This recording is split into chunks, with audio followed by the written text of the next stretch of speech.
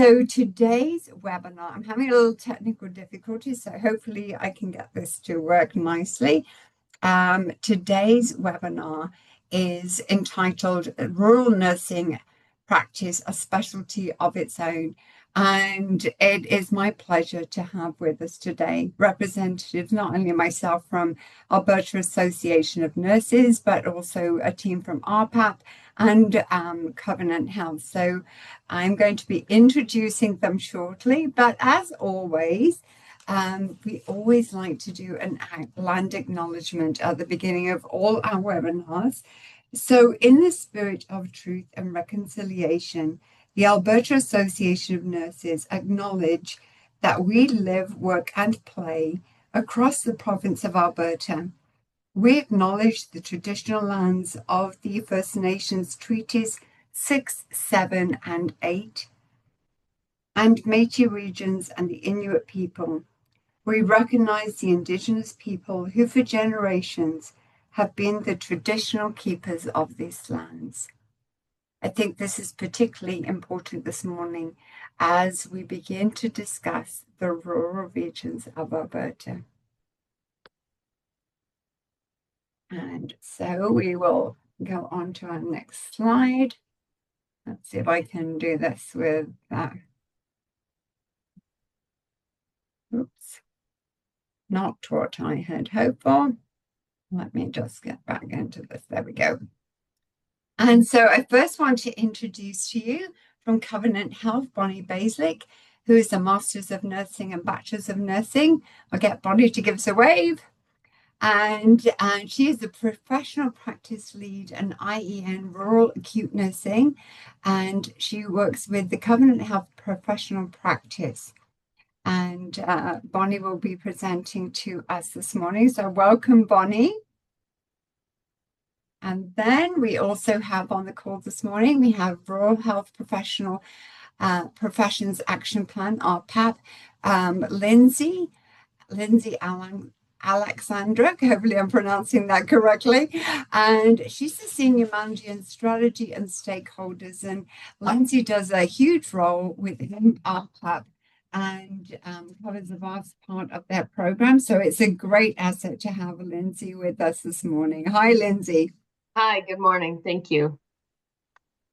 And then we also have with us from RhPAP, or the Rural Health Professions Action Plan, and responsible for the Bursary for Internationally Educated Nurses, or what we know as BIEN, the Grants Associate in Strategy and Stakeholders, Abigail Marsh. So welcome, Abigail, and I'll get you to give us a wave. And also, last but not least, is Heather Halliday, and she's also a nurse. I've guessed at some of the titles there. I've kind of added it in for myself, so excuse me if I've got that wrong. And Heather is the rural nurse educator, and she is from Rock and Mountain House, which is one of the Covenant sites, I understand. And welcome, Heather. Thank you so much for joining us and partaking in this today.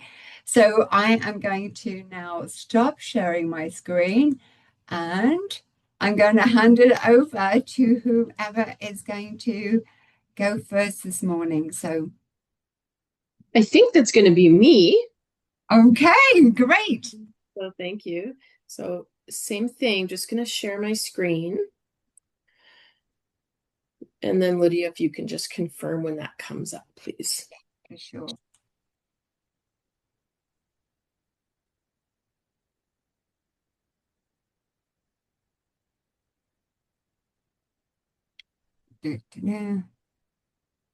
Not seeing it yet.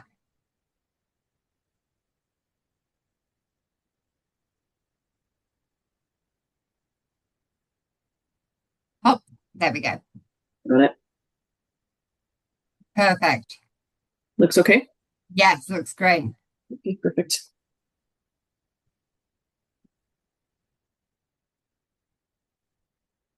All right. Well, I first just wanted to start by thanking Lydia and the IEN for having us here today. I'm coming and representing Covenant Health.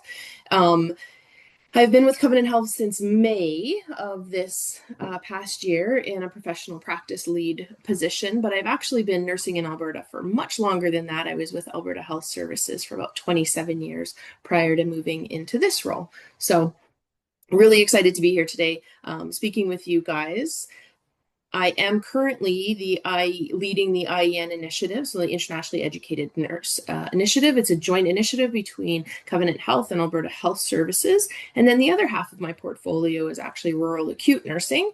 And additionally, I've worked rurally and I grew up rurally. So when she said, "Are you able to, chat about this a little bit?" I thought, oh, well, I've actually worn lots of different hats when it comes to rural nursing. So really excited to be here today.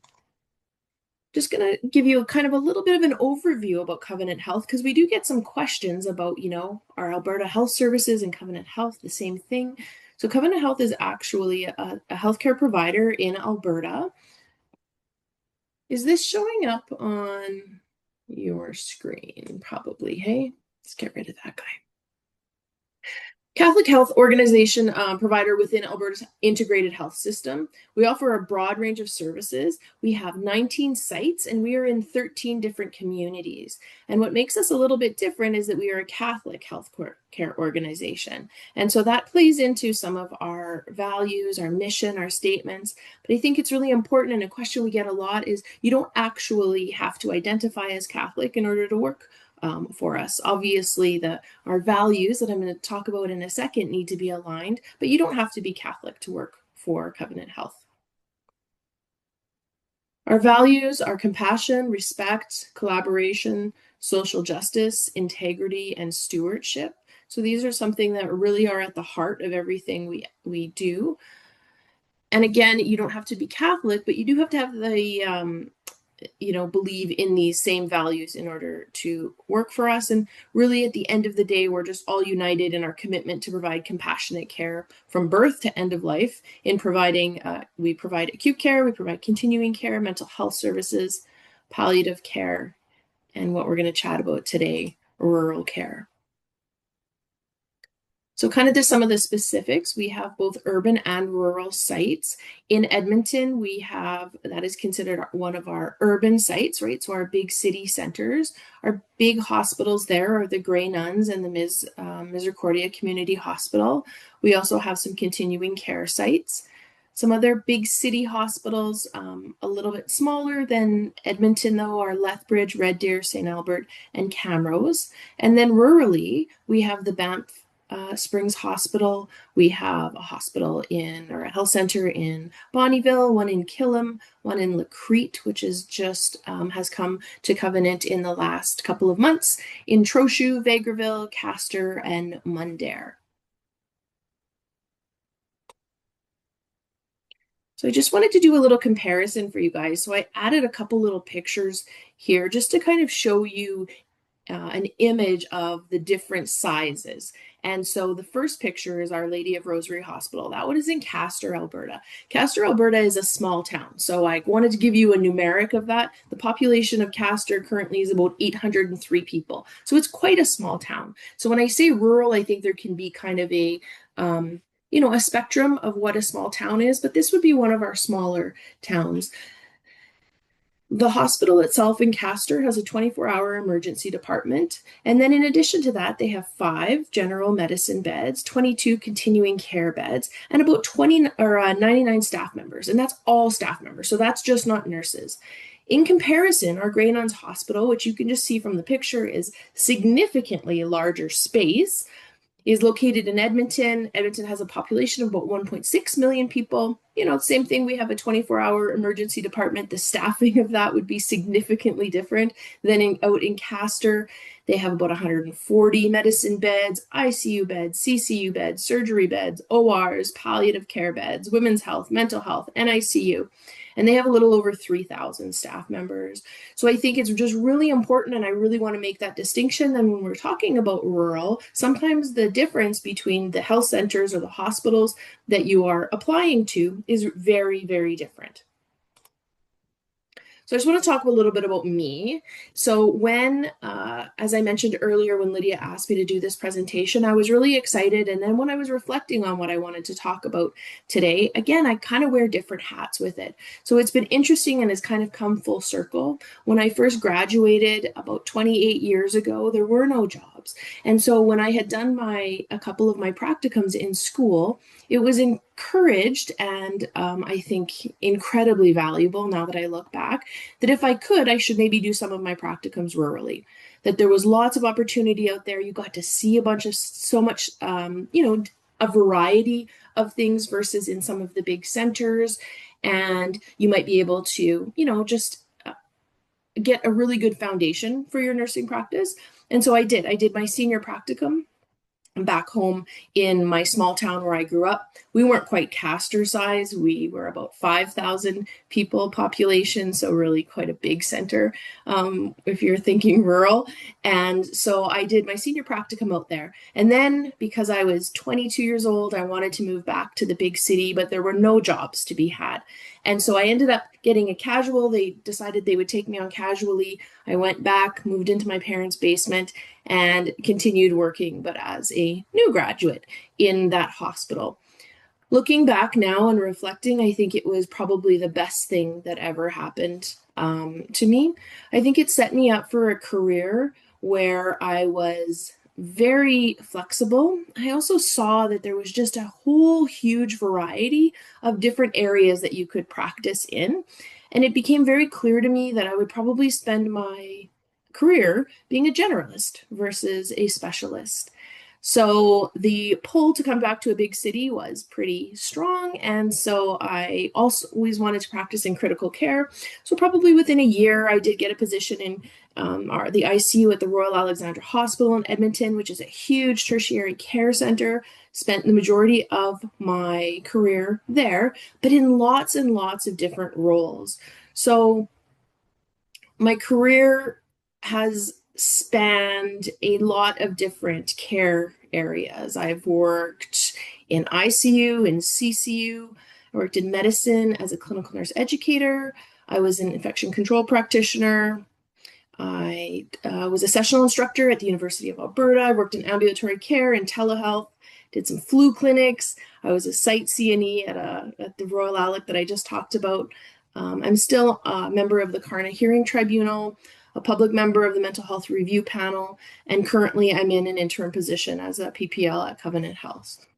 That long list isn't meant to impress you, but I think it was an important thing to mention because I believe that really my rural background is really what made me opened my eyes to so many different opportunities and kind of set the foundation for my career in knowing that there's so many different areas that you can practice in. You never have to be bored because there's lots of different things for you to be able to do and move into. I also think that my rural experience taught me how to prioritize, to be flexible, be really innovative in problem solving. And also, I think really importantly is trust myself in making independent decisions and always be curious.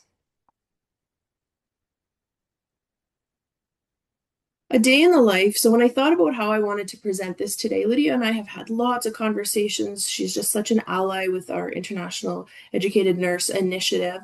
And we've talked about what sites are looking for when they are recruiting for internationally educated nurses.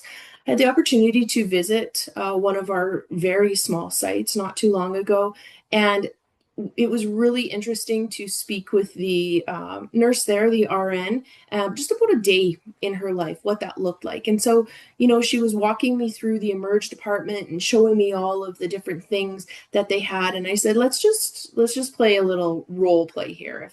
Let's say you had somebody come to the door. And so in that specific hospital on nights, so after 11 p.m., there's one RN, one LPN, and two healthcare aides. And so that's for whoever is there in one of the 5 medicine beds. And then additionally, they cover the emergency room and whoever just walks in. So I said, let's just say that it's the middle of the night and somebody comes to the door and a gentleman comes to the door, says he's not feeling well. what would that look like for you? And so she kind of talked me through it. And she said, well, I would, I'd leave him, let him in, and I'd put him onto a bed, and I'd start my assessment and see what's going on. And I said, what if during that assessment, he tells you he's been having some chest tightness, and then all of a sudden he's not responsive, and it's, a code blue situation, it's a cardiac arrest. Then what does that look like? I thought that was a really good way of maybe framing some of the discussion today, because really being mindful that there's one LPN, there's a couple of healthcare aides who have to take care of all the rest of the patients. And so I thought it was really interesting with a cardiac arrest. They have to do chest compressions. So she said one of us would start chest compressions, and then the other person would do all the other things. So they would try and get more support if there was a healthcare aide that could come and help them. But she said more frequently than not, it would just be the two of them. Whoever's not doing the chest compressions would be responsible for calling the physician, who would be in the community, but not necessarily in the hospital. They kind of have their own house off site. And so you just hope that him or her answer their phone. She said there have been instances where they've had to get the RCMP or the local police to go and knock on their door and wake them up and tell them you're needed at the hospital. So another support would maybe be, they have an ambulance, some paramedics who they have an ambulance that is available to them, but that's also so they can come and help, but that's also if they're not already on a call taking care of someone else. So really interesting. I think it really just gives a really clear picture of what rural nursing on a day-to-day basis, certainly don't have cardiac arrests every day, but really that they have to be innovative thinkers. They have to be be able to adjust and pivot while they're caring for others, and be really innovative in how they are supported, and be really independent practitioners.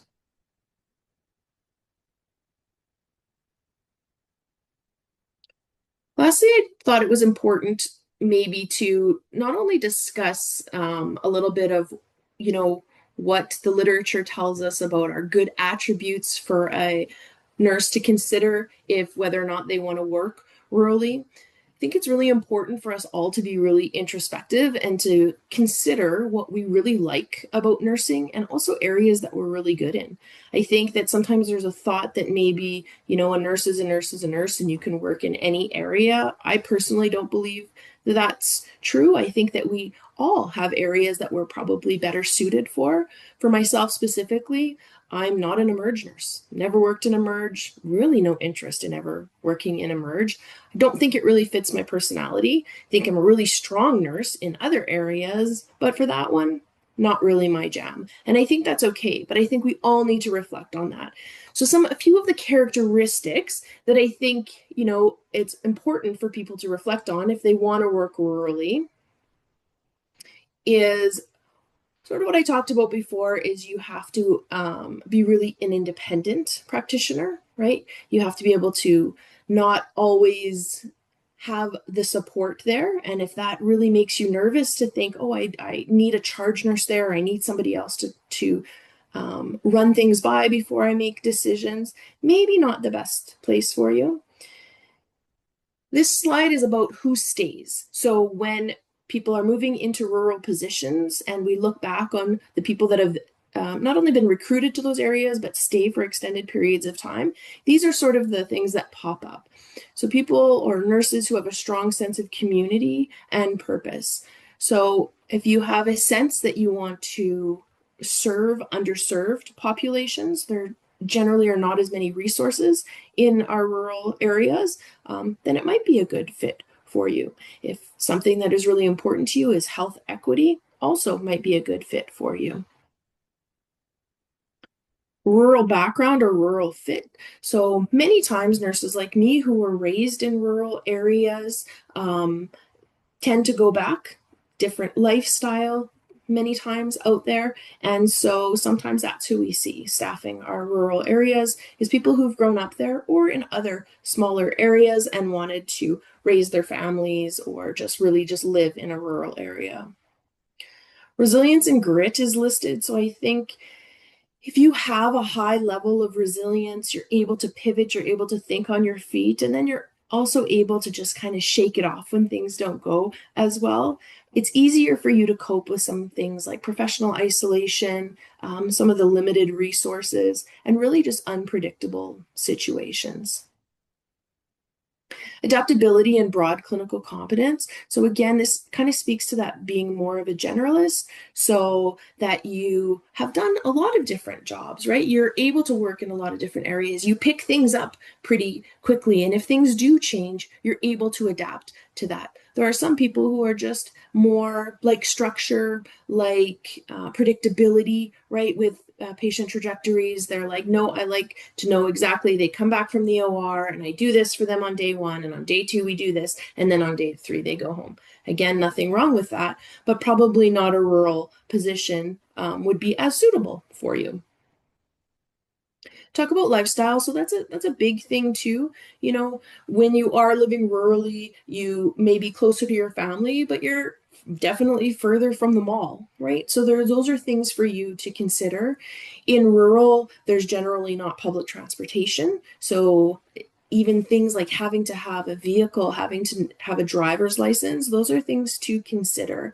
Living rurally, the people that generally have the most um, that just do the best and have the most um yeah, just do the best essentially are those that decide not to commute from big centers but choose to live rurally and really embrace that lifestyle. And then the last one is just engagement and desire for professional growth. So because you are a generalist, it's your professional development is going to be ongoing. You're never going to be bored. There's always new things that you're going to have to learn about. And so I think that's really important to just have a commitment to ongoing education for the rest of your career. And I think the relational aspect is really important too. The reality is you're going to be caring for people in your community many times that you know, right? And so it changes things that way, and it can be incredibly satisfying and just a really wonderful, wonderful area to practice in for a pretty incredible career. So again, I just wanted to appreciate Lydia for pulling me in today and allowing me some time to speak with you all. I think that we're going to hold questions till the end, but if you do have anything you wanted to ask me about, please just jot it down, and I'm happy to answer anything at the end.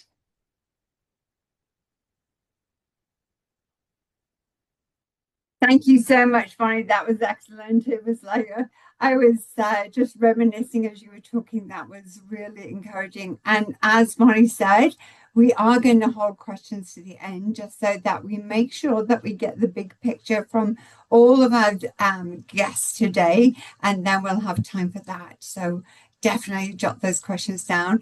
I'm going to hand over to Abigail now and let her do her presentation and introduce the perspective from RhPAP. Thanks, Abigail. Thank you. Can you see my screen? Yes, we can. Awesome. Well, as Lydia mentioned, my name is Abigail, and I've been with RhPAP for about a year, and I administer our BN program. But today I want to go over a little bit about RhPAP's background, who we are, and then specifically what we do and how we can support you as you practice and pursue your career in rural nursing in Alberta. RhPAP has been around for over 3 decades. We support rural care providers of all health disciplines, including nurses, which gives us the opportunity to support a full scope of practice. And that's all in an effort to keep healthcare close to home. So, how can we support rural Albertans as well as those providing care in those rural communities to make their careers as fulfilling as possible? Well, we do that in a variety of ways. So, as you can see, RhPAP has 5 areas of focus. And today I'll focus on continuing professional development, but I'll touch on the others just for some context. So the first is high school to healthcare. We try to spark interest in high school students to pursue healthcare related careers, specifically in rural communities. And then second is post-secondary to practice. Once someone is in a healthcare related program at a post-secondary institution in Alberta, how can we get them support them through their journey and then help them practice in rural. So 3, I will dive into in the coming slides about investing in health professionals. And the last 2 are going to be tied to our marketing and communication departments about creating community capacity and demonstrating impact and recognition too to ensure that rural healthcare providers are feeling appreciated throughout their careers. So as promised, here's our investing in health professionals, or the ways in that we support nurses and other health professionals practicing here in Alberta. So I'm on the strategy and stakeholders team, and a lot of what we do is run granting programs for RhPAP, and those are largely linked to continuing professional development. RhPAP provides funding and support for rural nurses so they can upgrade their skills and enhance their team's collective performance. That way they can meet the needs of rural communities that they serve.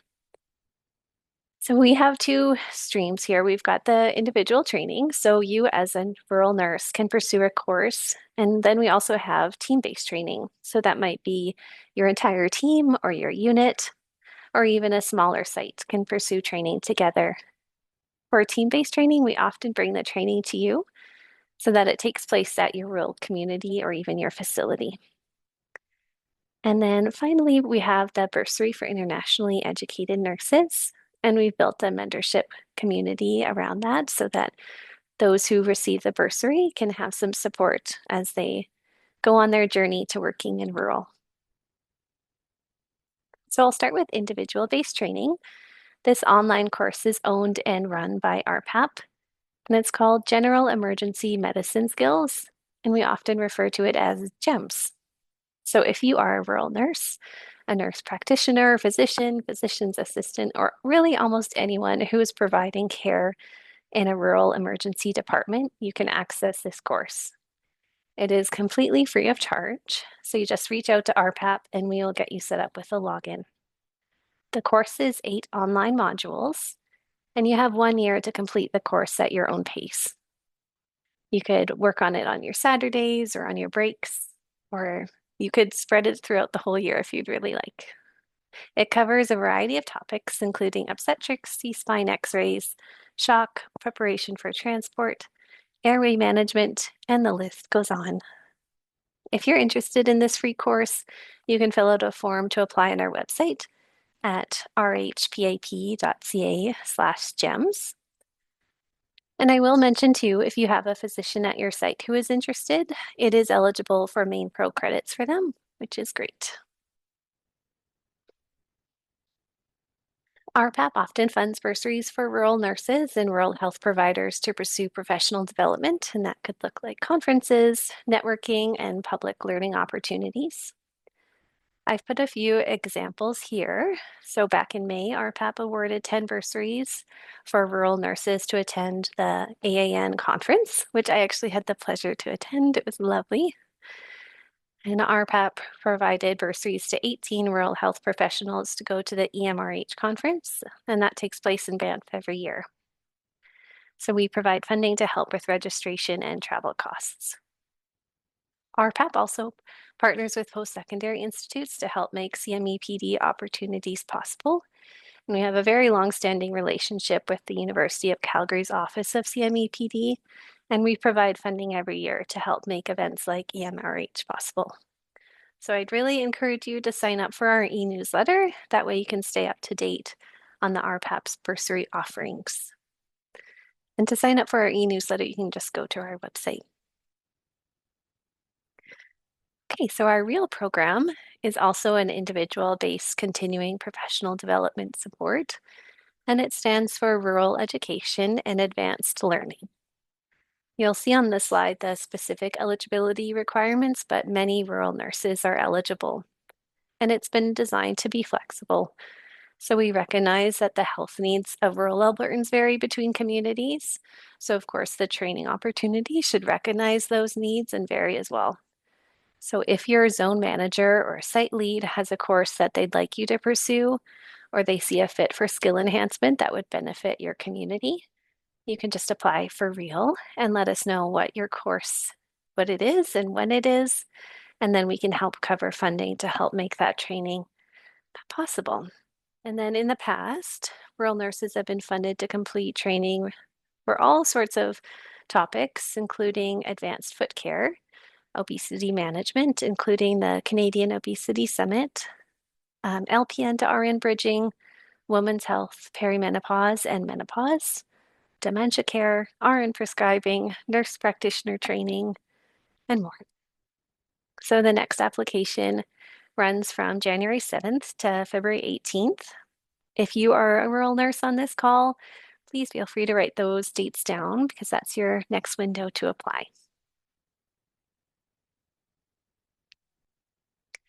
And I have the absolute pleasure of administering this BN program, and Lydia, as the IEN Navigator, is very familiar with it as well. The BN program is intended to provide funding to internationally educated nurses as they complete their bridging training so that they can practice as an LPN or RN in Alberta. This funding includes assistance with tuition and fees, living expenses, and it's offered as in an exchange for a period of time spent working in rural Alberta. The funding is up to $30,000, and that just depends on the post-secondary institute and how many terms that student needs. So to be eligible for the bursary, they need to be living in Alberta and enrolled in a bridging program. And they can do that at Norquest College, Mount Royal University, Keano College, or MacEwan. And we also have built a mentorship network to support recipients, and we have webinars often, and we invite special guests to provide resources and insights on things like hiring process, licensing, and some success stories from BN recipients who are now working in rural. In the past, we've actually had both the Alberta Association of Nursing and Bonnie from Covenant speak at these webinars, so we're really lucky to partner with them. Okay, so now I'll pivot to team-based training. If you have a group of nurses or a group on a unit or a group at a rural site and you want to do a course together, you would apply through our Rural Education Fund. This is an opportunity, same thing as REAL, where you pick the course you're interested in and that your zone manager says would be beneficial to your community. And then you apply for training as a team and we'll help with the funding. Yeah, these opportunities are really valuable because it's not only building your individual skills, but it's also enhancing the team's collective performance.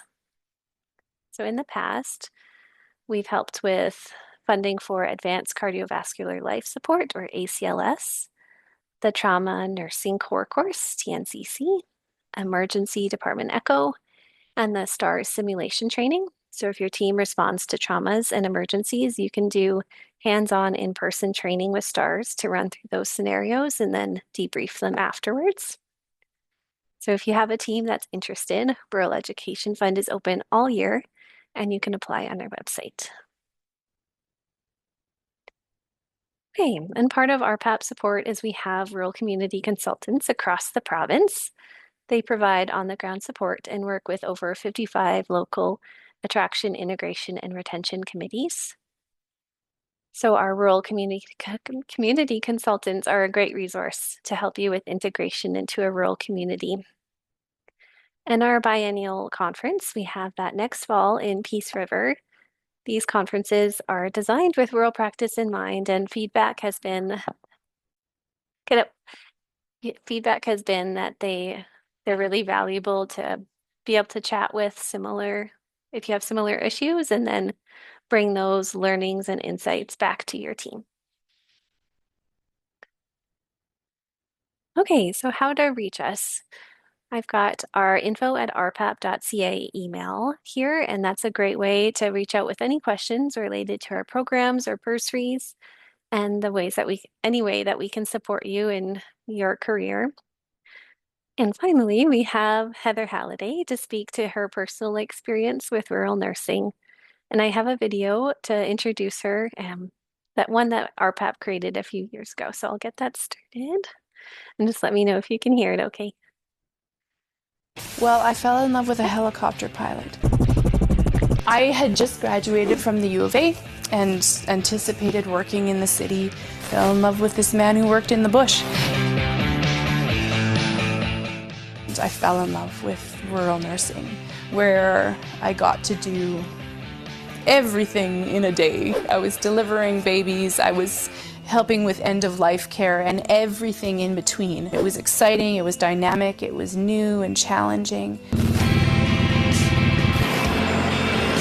Now, having worked both in urban settings and in rural settings, it would be tough for me to go back to a city hospital. I love going to work and doing different things every day and working with different populations every day. I love it.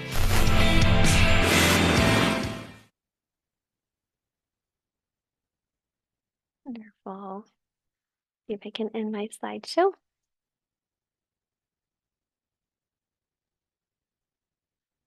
There we go. Well, Heather, would you like to take it away? Yeah. Sure. Thanks, guys. It's funny to see that video. It's been a few minutes. My kids are 10 and 14 now, or 11 and 14. So they're bigger on the back of our motorcycles. Hi, everybody. Thanks for the opportunity to come and chat with you. Lydia, is it okay if I just ask a quick question that people put an answer to in the chat? Absolutely. Yes. I'm just curious about where you guys are from. It looks like we have a pretty good representation. I saw Toronto and BC, but if you want to just put the city or the province that you're from, I'm curious as to where everybody's coming from. And as you do that, I will tell you that thanks to Bonnie for kind of how she filled in and gave her rural experience. I agree with so many of the things. And I also think that coming from an urban environment like that, I grew up in Edmonton, that I bring something a little bit different. So happy to describe that to you guys. And Lydia, before I start, do you have a time frame for me, the time where I should be wrapping up? It's 20 to 1 now. So if we allow, a few minutes at the end, the webinar itself, I've allowed extra time at the end. Okay. We won't get cut off, is what I'm saying. Sounds good. Okay, but we still have Lindsay as well. Okay, awesome. Yeah. So I'm seeing lots of peeps from Alberta and Vancouver, Toronto, and Super. Thanks, you guys, for chiming in. Toronto, Cold Lake, Ontario, the Netherlands. Awesome. Welcome, Marianne. Excited to welcome you to Red Deer. So the video talked a little bit about where I came from and what I did. I grew up in Edmonton. I went to Grant MacEwan in the U of A. I thought I would practice in urban settings forever, and then I met my husband. And so I moved to High Level, had an incredible experience there. So kind of as a new grad who never thought she would work out of the city and who'd never really been north of St. Albert, which is like a suburb of Edmonton, I found myself 8 hours north in a tiny town, experiencing so many of the things that Bonnie described. Some of the things that I love about rural nursing are the opportunities that are just handed to you that were very different than my experience in the city. I was working ENT surgical units when I graduated, a little bit of antepartum, postpartum, and could have anticipated being really happy there. But once I started delving into the rural environment and doing those different things every day, like Bonnie said, and like I had explained in the video, I kind of got hooked. And then I had amazing people around me who were forward thinkers and, like Bonnie said, really creative, because you have to be up there saying, hey, Heather, have you thought about this? Would you be interested in trying this? So I found myself doing things that I never imagined. So suddenly I'm in Victoria taking a course to become a neonatal resuscitation instructor. And then I'm working in the OR because someone said, maybe you'll like that. Something I never anticipated doing and never thought I would like. A couple of years later, I found myself an obstetrical educator. Again, felt very underqualified, but was given so many tools to learn and grow. So that's been a really beautiful part of what I've gotten to do. When I moved to Rocky Mountain House, right before we started to have kiddos, I really appreciated the environment whereby you kind of enter into the community, into the family, and everybody's at a different stage and season. So I was in my child rearing stage, and so I worked really casually. They were happy to have me for what I could offer. And on the side, I had finished my advanced critical care nursing course at Mount Royal in emergency nursing. I kept my degree, kept my hours basically during my mat leaves by doing my master's. So I did a Master of Health Studies. And there were just so many options that were available to me, given the flexibility of what I was doing. I also became an instructor at RhPAP, so for the U of A nursing program that is offered at Red Deer Polytech, I instructed there. And then the role was kind of created for me of clinical resource nurse at the hospital here. So I had spent 10 years working as a staff nurse, loving it, just soaking in those experiences, and then was able to become a clinical resource nurse. So I want to talk a little bit about that because I think that my experience is a little different than some of what Bonnie talked about. Rocky is a town of about 7,000, and our catchment area, the area that we serve, is about 20,000. So it's a small town. It's the greatest size. And I will kind of flesh that out a bit. But we also do enough and have a big enough hospital because the size of the population we care for is significant. So as a clinical resource nurse, my number one priority is to support staff, especially new staff. I do orientation to acute care, emergency, obstetrics. We also have a really strong zone program in Alberta that provides training for those specialty areas. So one of the very fun and very terrifying aspects of rural nursing is that you are a generalist and that you do so many specialties. I'll never forget doing a practicum at the U of A Emerge, and a pregnant lady walked in, and you just saw everybody's faces go white and no one knew what to do. And I was from high level. We deliver all the babies all the time. So I said, oh, I can take that on. So I put the mom on the monitor and did the things. And that's just what life is like for us. But their experience in rural sites was much different. So as a clinical resource nurse, my job is to provide support to nurses who are coming into that, whether they are new to nursing, transitioning to practice, whether they're new to rural, or whether they're new to the country, as IENs or DIENs. We take them and provide really solid orientation, mentoring and support, check-ins, and really intensive training for some of those specialty areas. Nobody's getting dumped the way that I remember getting dumped 14 years ago, where it's kind of like see one, do one. So, somebody has a baby and then you're like, okay, hands in for the next one. That is not how things go here anymore. And my job and my passion is to make sure that nurses are supported so that when they are put into new situations that maybe are a little bit unfamiliar, can be anxiety provoking, that I'm here to say, great, let's do it together. You've never done an NG? Let's do it. Oh, is this your first delivery? Let's go in together. You've never been in charge at Emerge? I'm here for you. I'm working the night shift. That is my jam. And I'm so privileged to be able to provide that. And I think it's a game changer for rural nursing because we do expect a ton of our nurses. They have to know so much about everything that walks through the door. But the supports that are available now are pretty impressive in Alberta Health Services and in many rural sites, and ours in Rocky Mountain House is pretty awesome. One of the things that I found some of our IENs coming, they've been kind of surprised by the high level of care, evidence-based practice, infection prevention and control standards that they see in rural. And sometimes people think that it's a bit of the Wild West. We're kind of cowboys out here. And we are creative, like Bonnie said, we are pulling resources and making things work and doing things that require outside of the box thinking, but we have really high standards. We care about best practice, we care about the evidence, and we are abiding by that every day. We also have part of, I think, the strength of strong communities. We have a really great equipment. I wouldn't expect that in rural sites, and it's not the same everywhere, but we've got this amazing foundation that just fundraises to buy us all the bells and whistles so that when residents come, they say, wow, you've got that ventilator, or you've got these monitors. They're fundraising now to get us new bed. So I feel really grateful that we also can offer a high standard of care and then high standard of the equipment and the things that you need to do your job and to make it fun. I wanted to touch quickly on what Bonnie talked about, the self-reflection, and I love that piece because you do need to go in with your eyes wide open.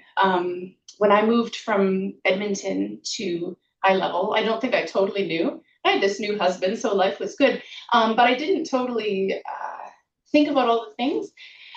And I think that it's important to do that, but I do think that there is a beautiful aspect of coming into a community where people are eager to get to know you and welcome you in and show you the ropes and help you navigate.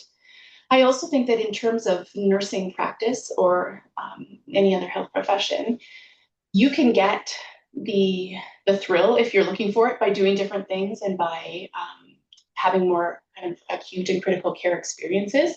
But if you want to work public health or home care or mental health or dialysis, you can do that early as well. So there are opportunities for people who want to do different things every day, and that's what I love. But there are also opportunities for people who want to schedule and who want some consistency. So just keep that in mind in case you're thinking, oh, that all sounds terrifying. Why would someone ever do that? That's what I'm talking about. I think that I guess I'll touch briefly on living in a rural place, because I grew up in the city. I love the city. I remember coming up home from high level, the 8-hour drive, and I would just get onto the freeway and go, oh, this is great. I'm home for the first 5 years that I lived up north. As time goes by, you really start to appreciate that you know the person that you're getting coffee from, and you know the lady at the grocery store, and that if your kid is skipping school, 3 people are going to text you and say, hey, is your kid supposed to be at the McDonald's right now? It's a pretty great thing to be able to have such a tight-knit group. It's pretty great to go to your site of work and have free parking, to drive, like I drive 8 minutes to work and I live on an acreage outside of town. 8 minutes to work, I drive up to the back door to a parking lot that has plugins that I don't pay for, and I'm at work. And that is worth a lot in terms of quality of life. I look out the hospital window and I see the mountains, and I can be in the forest in 3 minutes. And I love that. There's so much, whether you are accustomed to outdoor sport and recreation or whether it's brand new to you, there is a place for you. And there are people who are so excited to introduce you to it. So we have a bunch of physicians who came from South Africa that we introduced to skating and cross-country skiing. I've got a nurse who started, and he's from Ghana, and he is so excited to start some of the winter sports because they're brand new to him. Other people who come who really love those sports find a home. So that's a really amazing piece too of the rural experience that I think you can't really put a price on, the idea that you can walk to work in 4 minutes or drive in 5 minutes from anywhere in town. Right now, my son has hockey after school, so I just have my van parked half a block away at the arena so he can grab his bag. Things are really pretty great because of just the proximity there that everything is. Rocky's a great site too, and so many sites in Alberta and in rural Alberta are like this because we are remote, we have quiet, there's a different pace of life, but we are also 2 hours from 2 international airports, and we are an hour away from a Starbucks or a Walmart or a Costco. If those are things that you need for your quality of life, they are close by. I could go on and on, but I think hopefully that's covered some of the basics about why rural nursing is amazing, whether you're in it for doing all the things or whether you want to do a few things. And I'll welcome questions at the end as well. That's great. Thank you so much. I'm just going to hop over to Lindsay in case she has any comments that she wants to add. Hi, Lydia. I've just been answering people in the chat over here. So I see that. mainly here, Abigail covered most of what RhPAP's doing, and happy to support the Q&A and answer any questions. But I think between Heather's experience and Abigail's overview, they've really represented RhPAP and what we stand for. So that's great. Perfect. I just want to thank all of our speakers. I was so excited about it, reminiscing on my own rural experiences in terms of, obviously mine was more in the East Kootenay, BC, but very, very similar. And I was just delighted. If I wasn't where I am in my career, I would be like going back to rural. I really want to pull out some of the things you mentioned about GEMS and some of the training opportunities, the Banff Emergency Medicine Conference, all of these things have the resources and education that can be provided to rural communities is absolutely fantastic. And as Bonnie said, the experience from a nursing perspective of what you learn in a rural community, and just like Heather said, you can be delivering babies 1 minute or managing or facilitating unusual situations with the cardiac arrest and transport and the next minute, and then it can be just straight onto something completely different. and those things are next. So I just celebrate with you what that looks like. So thank you so much. And let's move into the question and answer section. And I'm going to move that forward. There are several questions about jobs specifically. And I don't know if any of you want to, maybe I'm going to hand over to Bonnie a little bit about this, about what the current job situation looks like in rural. But beyond that, I'm going to encourage people to reach out to me personally. I've put my email in the chat because sometimes that can be helpful. But if you have any general comments about applying for positions in rural, I'll hand that over to you. Yeah, thank you so much, Lydia. And I think, that seems to be a recurrent theme in this chat box. And honestly, my friends, in my inbox and in Lydia's inbox. And so I do want to reassure you that we continue to hire IENs, DIENs, and IENs into both urban and rural. I think that, we hear that there are a lot of candidates who I just keep applying, and I don't know, I'm not getting anywhere. So to reassure you, we are hiring, but we will, and this is Lydia's expertise, we'll give you some tips. I can tell you what employers are looking for, okay?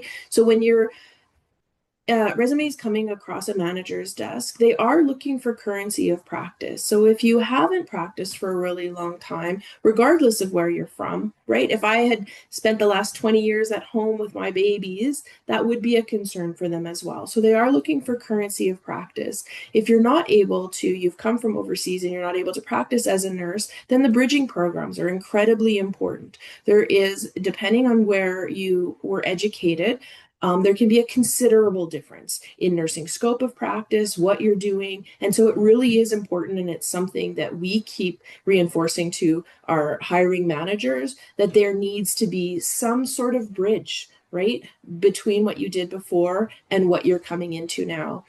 That might not always seem fair, but honestly, we really are trying to set you up for success, because what we have seen is that the leap is just too much. The chasm is way too big. And so you need to have things in place.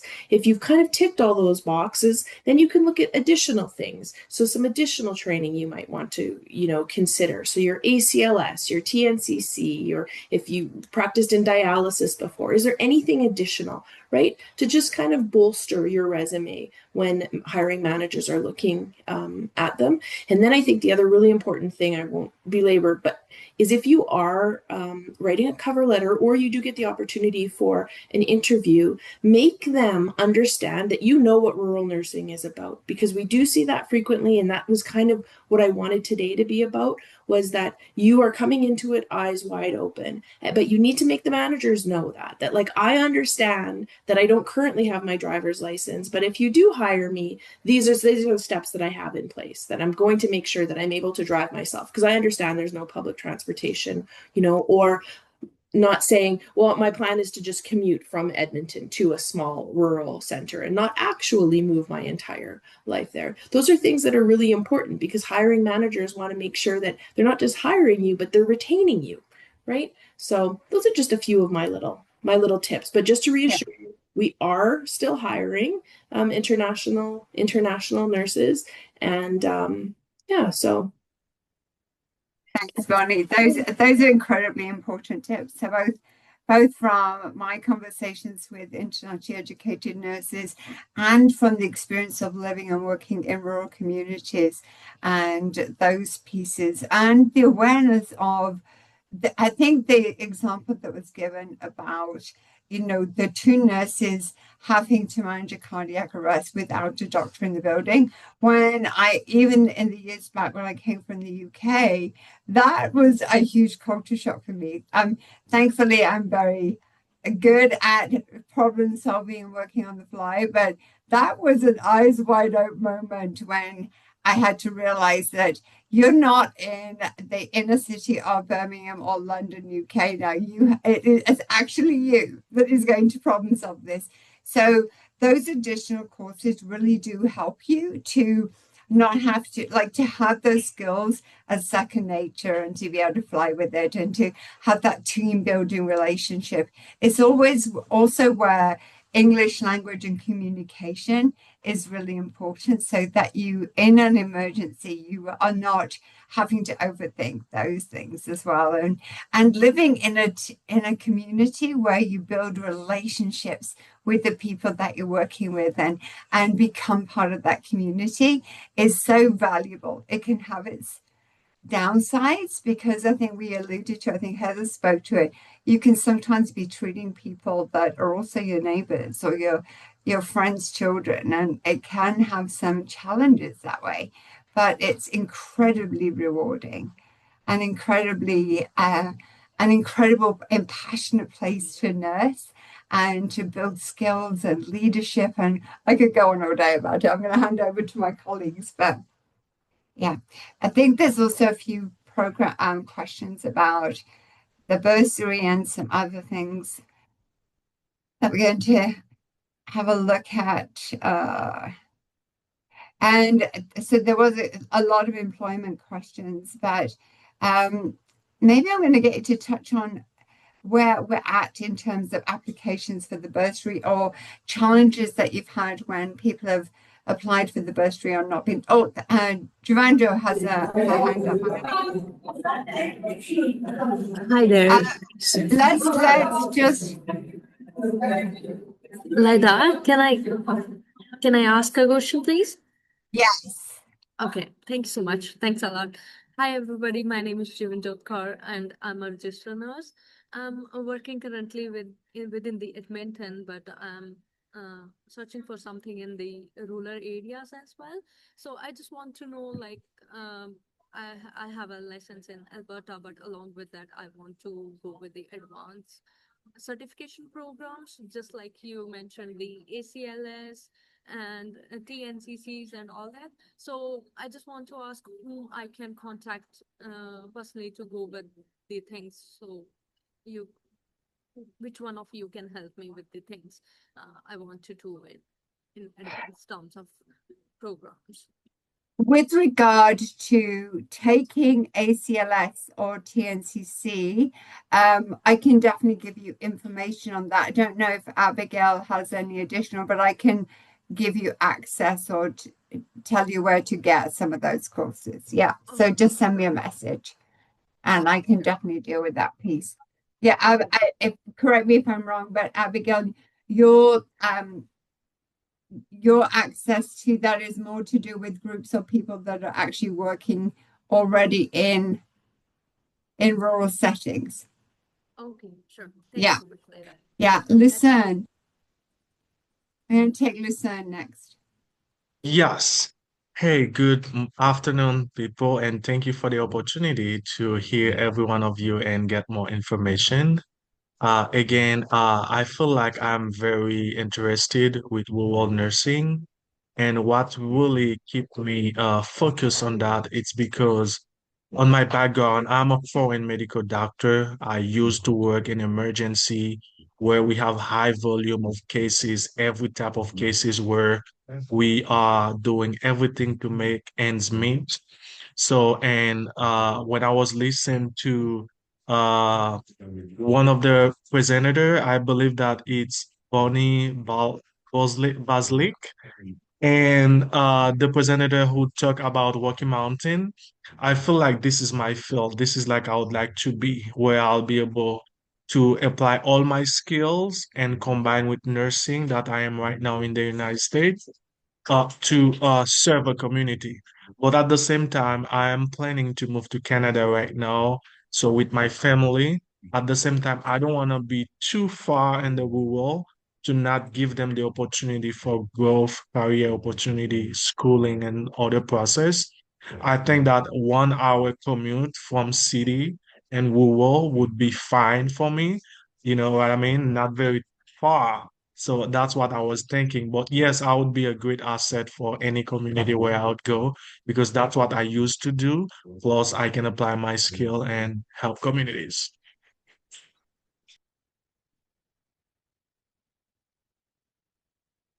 So with Summer and Bonnie's and both Bonnie and Abigail and who can probably speak to this as well as Lindsay, there are rural sites that are not too far from a reasonable commute to, just like was mentioned, to be able to drive from that community to a larger centre for children's needs. And some of them are not tiny and they're more moderate size. I don't know if Bonnie, you want to speak to that for some of the Covenant sites as well as some of the other rural sites.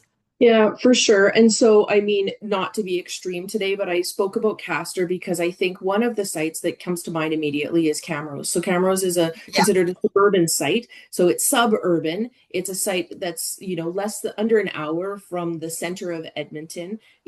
Basically what you're talking about, that would kind of be Camrose. The thing is, the reason that I kind of framed it the way I did is I think a lot of people that I've come across imagine rural to be like Camrose, right? Where it's just a smaller city. And so I kind of wanted to make the point that a lot of our areas are like that, but not all of them. Some of them, when we're talking about rural, are significantly smaller communities. So we certainly do have sites that would, meet the criteria of what you're talking about, would be, a couple of hours out of a larger urban center.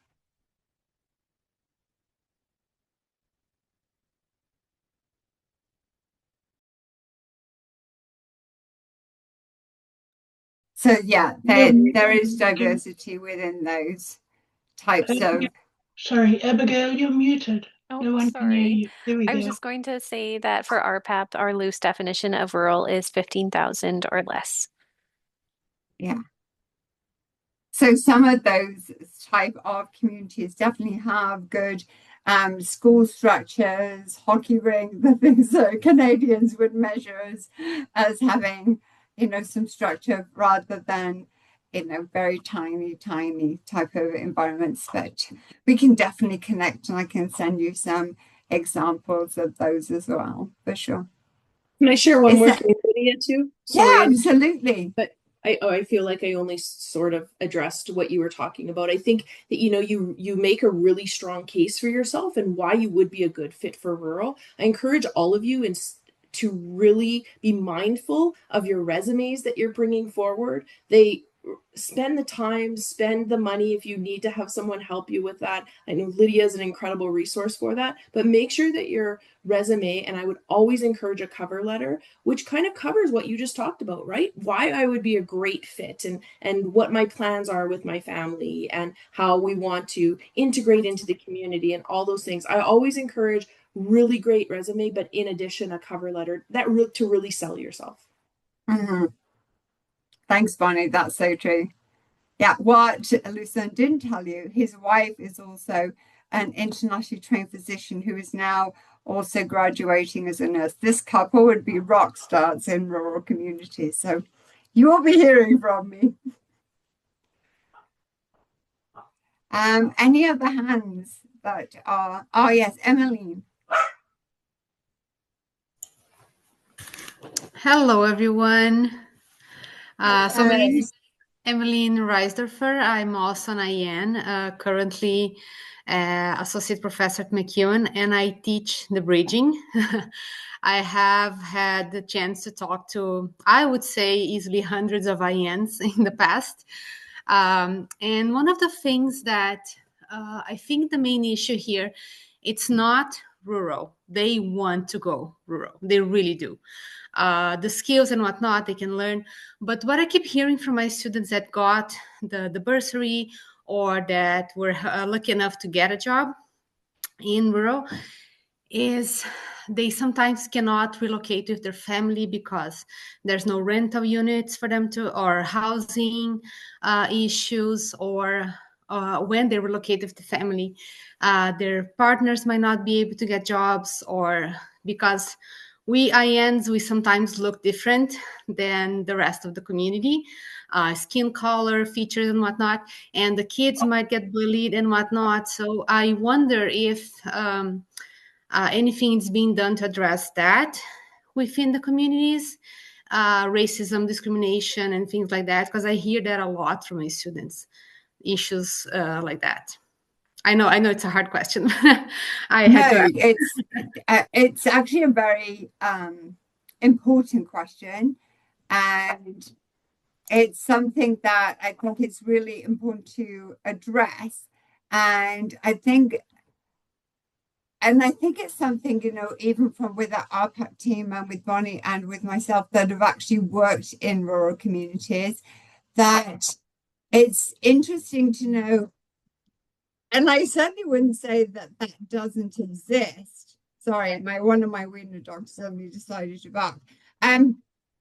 I certainly wouldn't say that that doesn't exist in any communities, but what I often find amongst the IEM population is similar to what can happen within the healthcare population, is one bad experience can create wildfire. And what I mean by that is when one person has an experience that doesn't go well, that can create a huge ripple effect of a perception that this is everybody's experience, because that's not necessarily the case. On the other hand, there can be Canadian comments that can be perceived in a certain way, or a Canadian culture that can be perceived in a way that can be misinterpreted.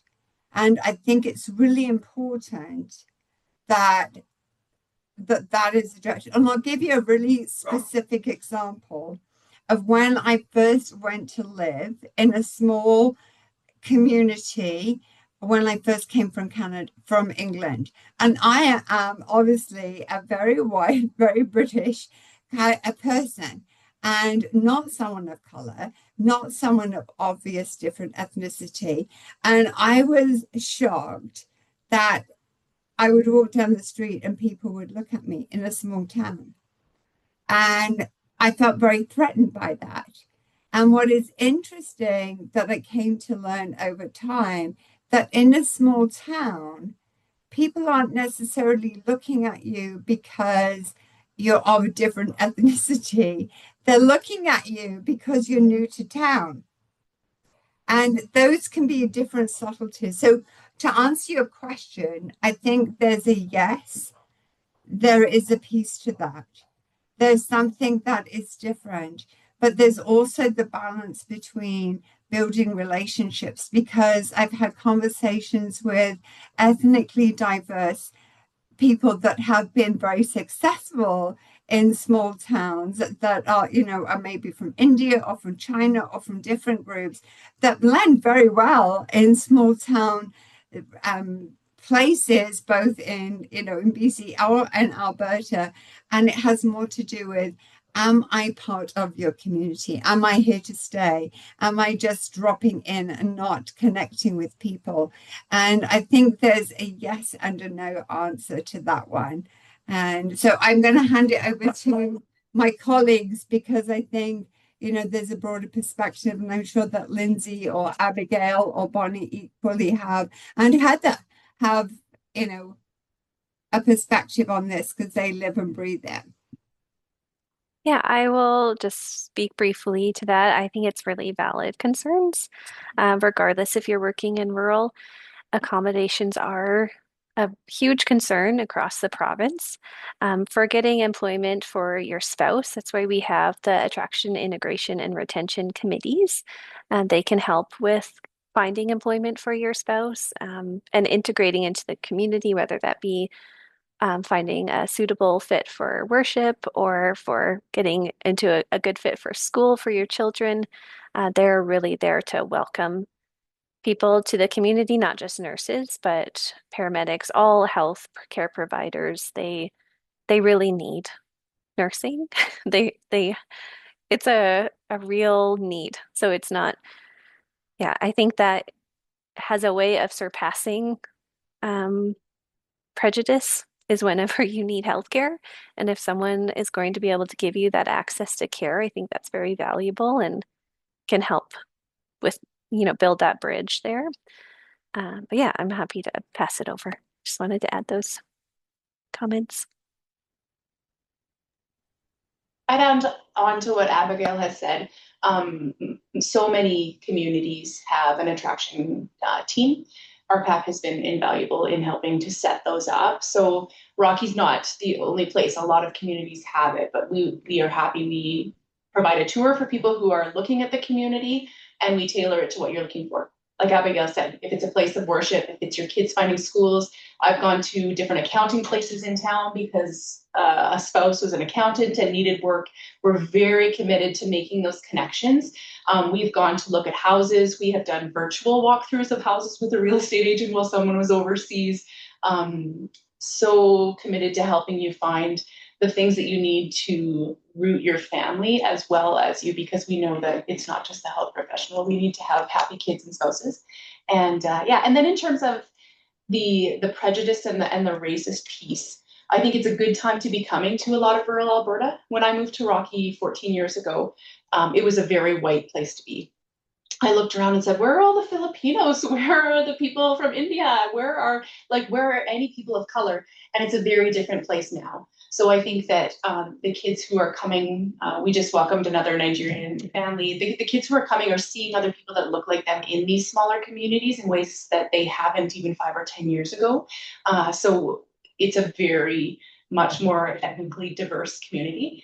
I do talk to my students. So I had a guy from Nigeria and a guy from Ghana who were talking about, okay, but how is this going to be? And there can be an accent barrier, and there can be a barrier to having a 6'2" Black man walk into your room. But these old Dutch farmers need to figure that out. And we try to create a really positive environment where everyone is welcome. This is what our team looks like. It's a work in progress, but I do think that as so many communities are becoming more racially diverse in the last even 5 to 6 years, that a lot of people are finding a different experience than even not too long ago. And circling back to your question, Emmeline, if people are struggling with this, I'm more than welcome. I'm more than open to coming and speaking to your students, or if this is a perception that's holding people back, I will at any time reach out to me, and I will have conversations around that from the real world perspective. Yeah, because I certainly appreciate that there's lots that do struggle with that, at least both the realities and the perceptions. Anything, Bonnie, that you want to add to that one? Yeah, again, I don't want to belabor it, but I think it is important we talk about this stuff. So I do appreciate you bringing it up. I think that, full transparency is how we need to move through this world. And there are issues with this. That is the reality. Do I think things have gotten a little bit better? Yes. But yeah, we continue to have issues. I can say from our perspective, and again, for our overseas IEN, it's a joint initiative with Alberta Health Services. We provide training because some people, some of the racism, the bias that goes on is unconscious. It's things that they think, just those microaggressions that I made this comment that wasn't really that big of a deal. So it's really bringing to their awareness. And so we do training for our clinical guides. So whoever they're buddied with, in addition to our managers, for some of these very reasons, right? To try and mitigate some of these things. We talk about high context versus low context societies. So sometimes, if you're coming from a certain culture, you come in and they're so rude, and they're so loud, and it's like, well, that's culturally, that's just a difference between the two of us. They just, they're more blunt in the way that they may approach things. And so those are just differences that we have to work through. And so I do think that, I do feel confident saying that we are really working hard, and we do have supports in place to try and mitigate some of those things. Do they still occur? Yes. But again, even after they occur, hopefully we do have supports in place to try and deal with some of that stuff.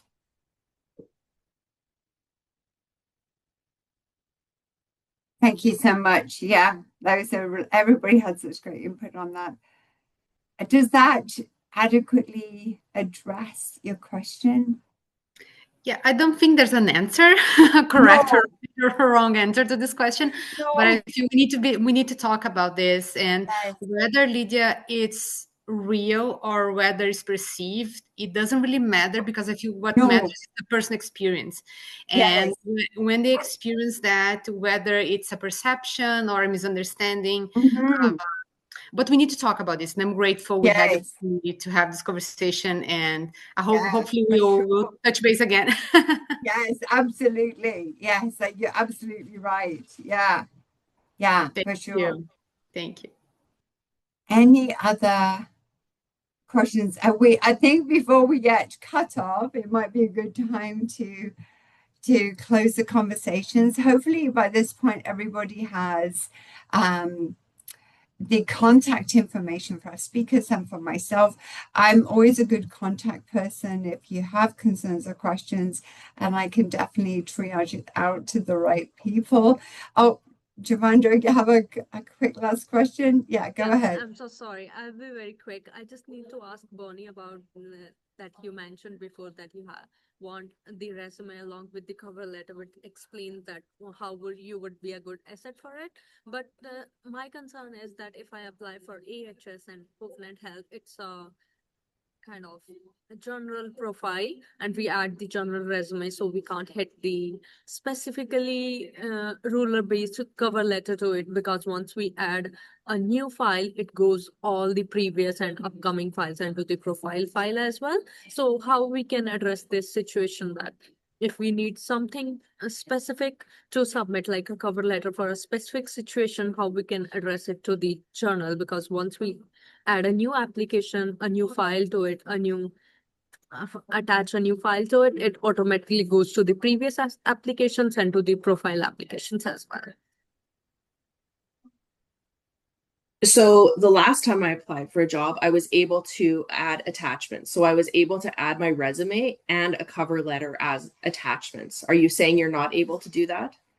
No, I'm not saying that I'm not able to do that. I'm just saying that, for example, for now, if I say that I'm applying for rural areas and urban areas for both, and I need to add specifically one thing for a position, for a single position, but I don't want that to be seen by the other hiring managers, right? So could we do that? I think you're asking more of a technical platform question that you can, if you reach out to Lydia, she can share my email, and I'm happy to answer this one-on-one for you. Yeah, sure. And I may be able to help you with that as well. So yeah, because I talked Javandra, to if you contact me directly, I will help you with this problem. Sure. And then if need be, I'll connect you with Bonnie. Yeah. Sure. Okay. Yeah, rather than take you up further on this. Hello, Lydia. Thanks so much. Thank you for your time. Hello, Lydia. Yes, Michael. Hi, my name is Michael. I am sorry I cannot be on video at the moment, but I have a question I would like you to address before finishing the session. Is that okay? Sure. Okay, thank you so much. Thank you guys for having us today. I really appreciate the time and the effort that you're taking to guide us through this process. So my question is that it's not specifically for me, but I would like to represent all my classmates and other people who have finished bridging programs before, took the NCLEX, took IELTS or other English language exams, and they have done all the requirements already, but they say, which I personally know, more than 5-6 people could not land any kind of jobs, even if they directly went on the AHS website and they specifically applied on rural areas or any urban areas that they can find. But the thing is, in theory, everybody says there are opportunities for IENs in rural areas. But even those who have finished everything according to the requirements, they finished the bridging program, they finished the NCLEX, they did the English language requirements, everything set according to the theoretical requirements, but they couldn't land any jobs or even interviews on the ground. So what should we have to do to prevent this outcome? I am actually in a bridging program.